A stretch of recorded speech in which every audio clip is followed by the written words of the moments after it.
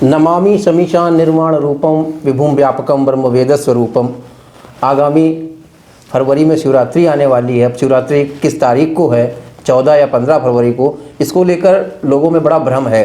अब शिवरात्रि कब मनाएं, महादेव की उपासना कब करें, इन सब बातों को जानने समझने के लिए हमारे साथ आज आचार्य सौरभ सारस्वत जी हैं। उनसे हम समझने का प्रयास करें कि भगवान शिव की आराधना कैसे करी जाए कि महाराज हमसे प्रसन्न हो, और भूत भावन भगवान भोलेनाथ को प्रसन्न करने के लिए कौन कौन सी विधि अपनाई जाए।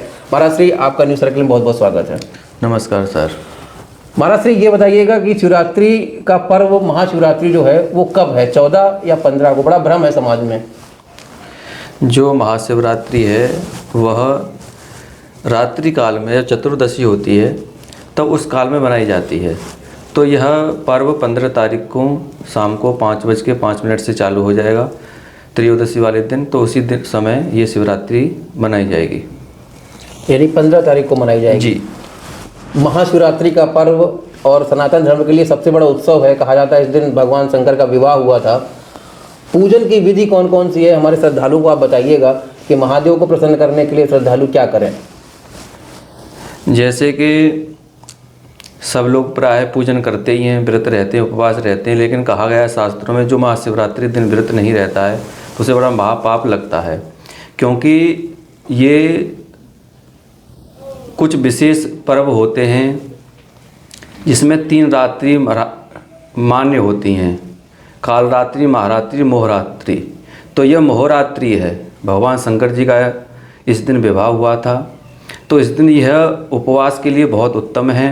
4 प्रहर की पूजा इसमें विशेष मानी गई है, और भगवान भोलेनाथ की विशेष पूजा करने के लिए इस दिन पुए का भोग लगाएं तो भगवान भोलेनाथ अति प्रसन्न होते हैं। आप एक नई बात बता रहे हैं, पुए का भोग लगाएं। तो जो श्रद्धालु आज तक पुए का भोग नहीं लगाए तो उसमें पुए कैसे बनाए जाएं और क्या फल मिलता है उससे? जैसे शिवरात्रि में 4 प्रहर प्रारंभ होते हैं तो उसी प्रकार से पहले प्रहर में वृष पूजा है, दूसरे चरण में दूसरी पूजा है, तीसरे चरण में तृतीय पूजा है, चतुर्थ चरण में चतुर्थ पूजा है। इस प्रकार से पुए का जो हम बनाएं भगवान के लिए, जैसे बेलपत्र हम तिकोनी होती है, वैसी प्रकार अगर पुआ भी हम तिकोना बनाते तो भगवान भोलेनाथ अति प्रसन्न होते हैं। पुए की कोई संख्या भी है कि अगर जैसे 4 प्रहर की पूजा है तो कोई संख्या में 16, 21, 5, 11 कोई संख्या है एक विशेष की, या श्रद्धानुसार भक्त बना सकते हैं या समर्पित कर सकते हैं प्रभु को किसी संख्या में? हाँ, जैसे कि मान के चलो बेलपत्र 11, 21, 31 चढ़ाते हैं, उसी प्रकार से हम पुआ का भी भोग ऐसे ही प्रकार से विषम संख्या में लगा सकते हैं। हाँ, तो प्रभु का इसमें भोग लगा। दूसरा महाराज श्री और आता है कि जिन्हें धन पाने की आकांक्षा है, कुछ श्रद्धालु जिन्हें धन पाने की मनोकामना रहती है, तो वो भगवान को ऊपर क्या समर्पित करें रुद्राभिषेक का करते हुए, जिससे उन्हें धन की प्राप्ति हो, जलाभिषेक करते हुए धन की उन्हें प्राप्ति हो? शास्त्रों में नाना प्रकार से इसका वर्णन प्राप्त होता है। जैसे जिन व्यापारियों के लिए या जो धन की इच्छा रखने वाले हैं वो इच्छु रस यानी गन्ने का रस भगवान भोलेनाथ पर रुद्राभिषेक करें तो उससे लक्ष्मी प्राप्ति होती है। और पुत्र प्राप्ति के लिए गौ दूध से अगर अभिषेक करें चतुर्थ चरण में तो उनको पुत्र की प्राप्ति होती है। घृत से अगर पूजन करते हैं तो लक्ष्मी प्राप्ति होती है, शहद से भी लक्ष्मी प्राप्ति होती है, और विशेषतः गन्ने के रस से लक्ष्मी प्राप्ति होती है। और जो लोग शरीर में व्याधि हैं उनके लिए अगर कुसे का कुसा का जल लिया जाए, उसमें कुसा डाल दी जाए, अगर उससे पूजन किया जाए, रुद्राभिषेक किया जाए तो भगवान भोलेनाथ प्रसन्न होते हैं। दूसरा महाराज जी एक और बात और समझ में, कोई विशेष मुहूर्त है भोर पहर में, कोई विशेष मुहूर्त या विशेष समय कि इस समय अगर कहीं भी आसपास शिवालय में लोग जाके पूजा करें तो उसका विशेष फल मिलेगा?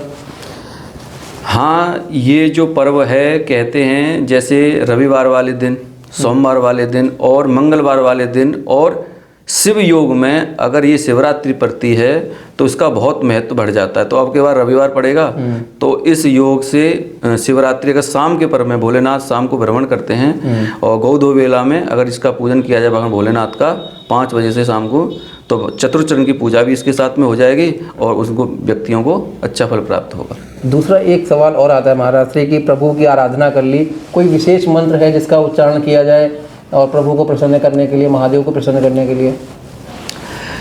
प्राय भगवान भोलेनाथ का तो ओम नमः शिवाय करके मंत्र है, लेकिन अगर व्यक्ति ओम नमः शिवाय डायरेक्ट जप करते हैं तो उसका फल नहीं प्राप्त होता है, क्योंकि शास्त्रों में इसके न्यास ऋषि छंद बताए गए हैं। जिस प्रकार से हम इनका उपयोग कर कर अगर नमः शिवाय या ओम नमः शिवाय का मंत्र का जप करते हैं तो अच्छा फल प्राप्त होगा, परंतु अगर हमने नमः शिवाय ओम नमः शिवाय डायरेक्ट माला लेके जप करते हैं तो उसका जो आधा फल है वो देवताओं को न मिलकर वह राक्षसों को प्राप्त हो जाता है। इससे भोलेनाथ प्रसन्न नहीं हो पाते हैं, वो उनका छंद बिगड़ जाता है, लय बिगड़ जाती है, ऋषि बिगड़ जाते हैं, तो उस कारण इसको व्यक्ति को फल प्राप्त नहीं होता है। सांब सदाशिव मंत्र है, सांब सदाशिव मंत्र है, लेकिन भगवान भोलेनाथ को प्रसन्न करने के लिए मंत्र उनकी स्तुति कर सकते हैं, लेकिन मंत्र तो ओम नमः शिवाय ही है। ओम नमः शिवाय के मंत्र का जाप करें।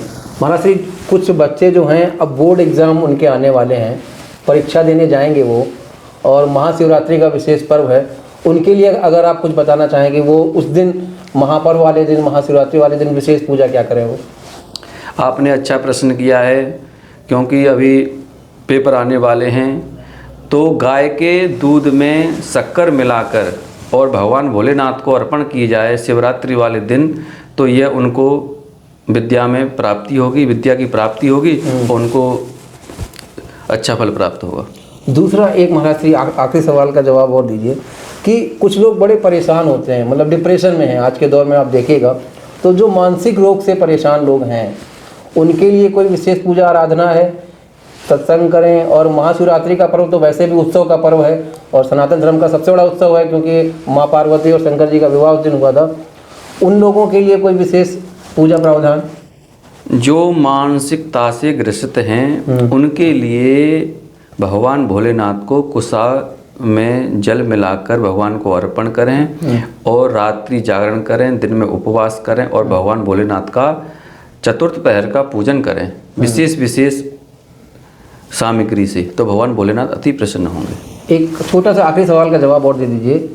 पूजन की विधि, कोई व्यक्ति जब मंदिर जाए तो जिन लोगों को पूजन की विधि नहीं पता है तो वो सहर्ष पूजन की विधि क्या है, वो क्या करें? सबसे पहले शिवलिंग के समीप जाके, शिवालय में जाके वो पूजन कैसे करें? सबसे पहले भोलेनाथ के पास में जाकर जैसे प्राय करते हैं घंटा बजाएं, उनको प्रणाम करें कि हम अब आपके दर्शन करने के लिए, आपकी पूजन करने के लिए मंदिर में प्रवेश कर रहे हैं। तो सबसे पहले हनुमान जी का और भैरव जी का स्मरण करें, उनसे आज्ञा लें और मंदिर में प्रवेश करें। उनकी आज्ञा से जब हम मंदिर में प्रवेश करेंगे तो भोलेनाथ को पता चल जाएगी और द्वारपालों को भी पता चल जाती कि कोई व्यक्ति हमारे यहाँ से जा रहा है अंदर।